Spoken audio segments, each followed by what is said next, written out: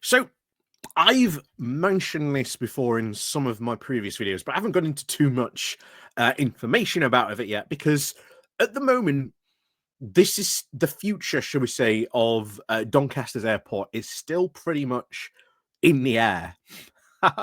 He says at the moment. And that really is the case, unfortunately. And it is mostly down to these reform people. It is these new reform people that are now on the majority of Doncaster Council that could very well decide the fate of Doncaster Airport. And unfortunately, I really think they are going to go out of their way to try and kill this project. This, when it was closed, DSA removed something like 1.5 to 2 million pounds out of the local economy a year since it's been closed. That is a lot of money for a local economy to lose. It took with it, I believe, just close to, I think, 2,000 jobs, I believe, as well, connected with the airport being, and of course, in and around the airport as well as various other things in and around it. It's left quite a big hole in the local economy, quite a big hole. But it is still there. The campaign to get it rebuilt has been gathering pace and succeeding, and they are literally waiting at this moment in time. I do not understand why they've messed about with it for so long. Like literally the final checks and balances, literally like, dotting the I's, cross the T's. That's all they need. Literally final things, and Doncaster Airport can be reopened, and it would be an amazing benefit to the area, an absolute amazing one on so many levels. But now it looks Reform UK are set to kill Doncaster Airport, and if they do, they should be absolutely blamed for it. Because this is one of those things, again, where if you lose it, it's gone almost permanently. And losing it would be a disaster because there's no way you are getting that type of airport rebuilt again. Well, at least not for a considerable sum. And if you know anything about Sheffield at the moment, given the fact that there's so much brouhaha about the local council at the moment announcing that they're going to build on some greenbelt land, which is not actually greenbelt land, but NIMBYisms away. There is no way that this is going to end up being built anywhere near Sheffield. But anyway, let's dive deeper into this because it really does need more attention, I think, at this moment, and a lot more attention putting on these reform councillors in Doncaster to not, shall we say, kill this airport, because it will be their fault if it dies. So on to this.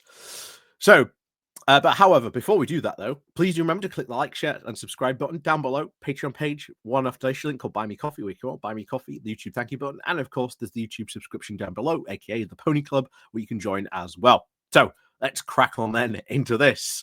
So this coming from the BBC.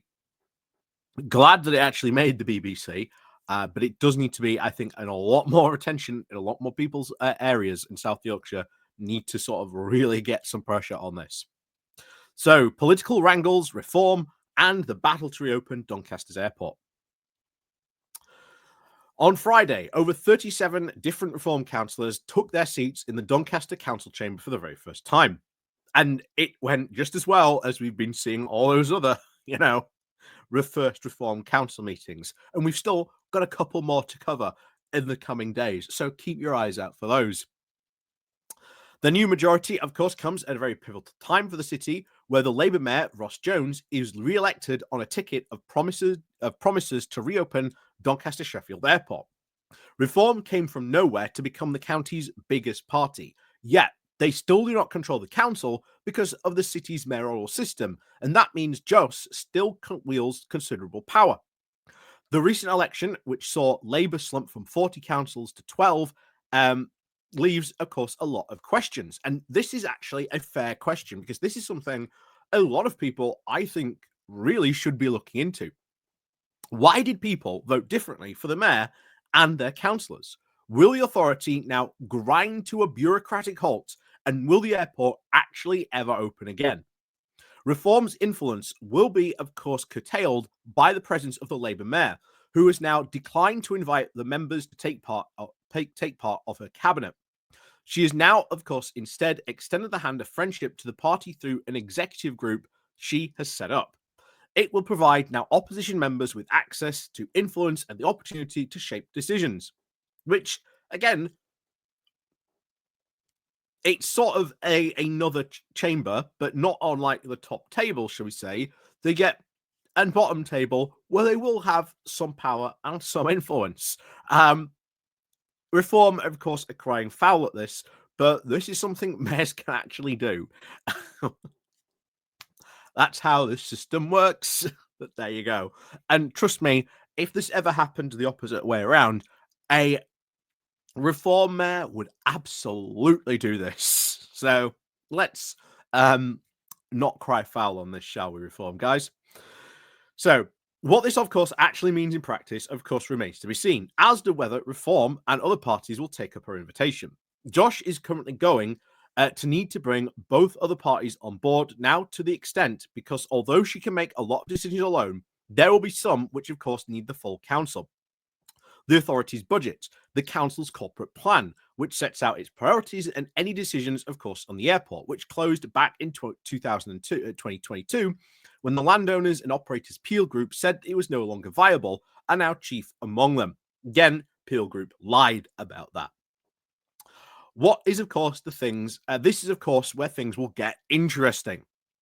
The future of the airport might be, of course, one of the biggest decisions Doncaster has to make for over a generation.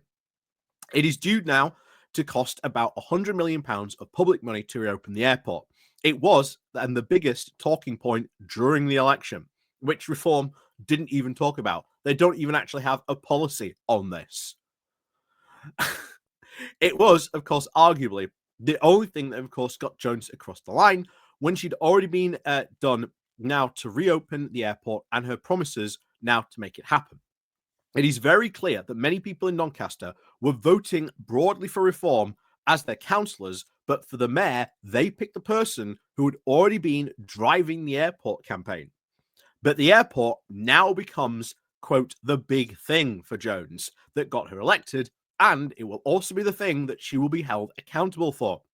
Doncaster has already gone so far down the runway. Is there any, of course, real chance that they can now change their minds about the projects, the value for money, and decide not to take off after all?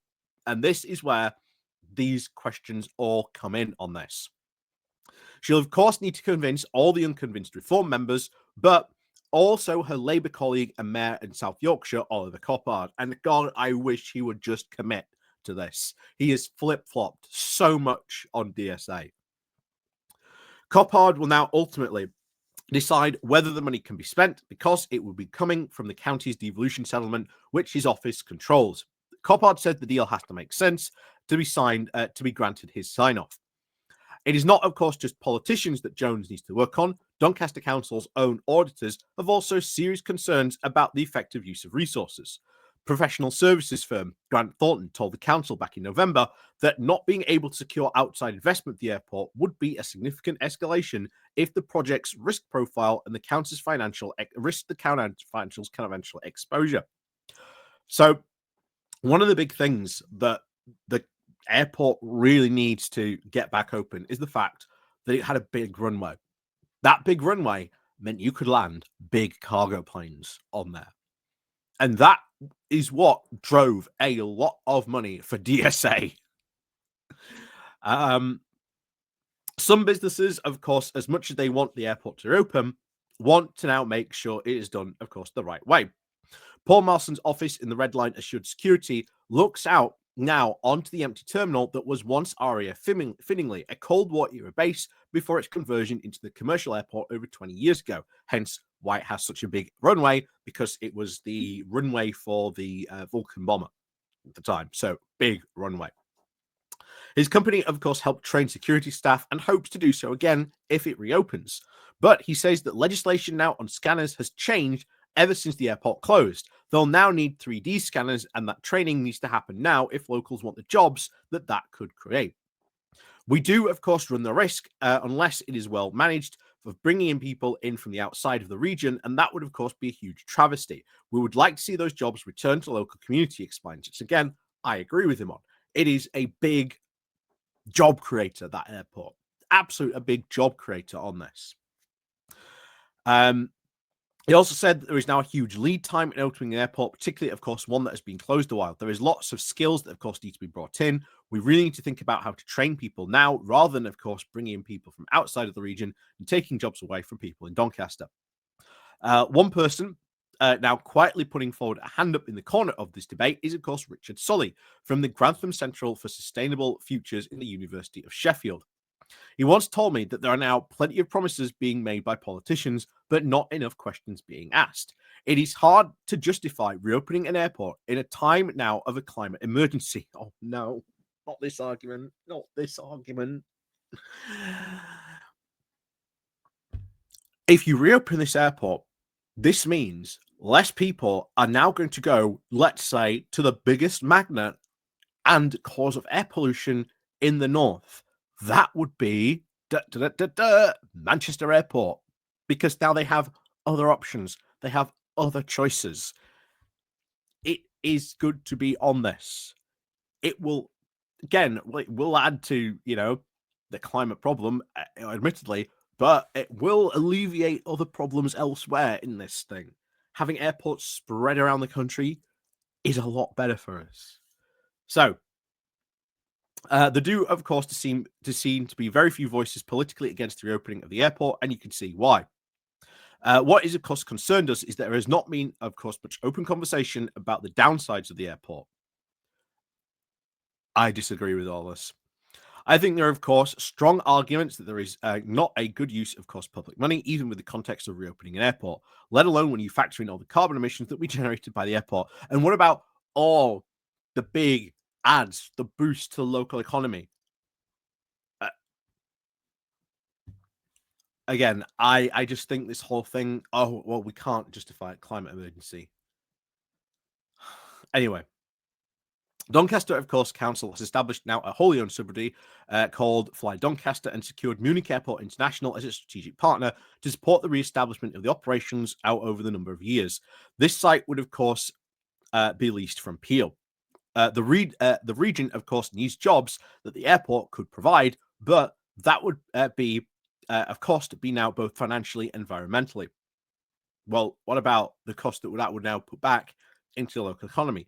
Environmentally, well, yes, you now have an airport, but that's less people now traveling out to other airports when they can go to one much more locally.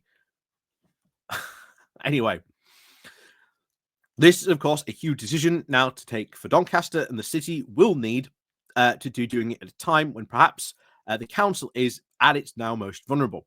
The mayoral system in Doncaster is meant to be getting now scrapped by the government in the next few years. By then, of course, these decisions will, of course, be made. So, what's going to happen to DSA? We still don't know. Unfortunately, we still don't know. God, I hope it gets reopened. I hope, honestly, it gets reopened. It would be so good to have DSA reopened. Honestly, so good to have that reopened. But let me know what you think, because ultimately it's going to be these reform, it's going to be these reform idiots who ultimately are probably going to crash this project and find any way they can to stall, scupper, or anything they possibly can on this, which is going to be incredibly annoying. But as always, let me know what you think down below. Hit the like, hit the share button, and of course, as always, we'll see you all next time.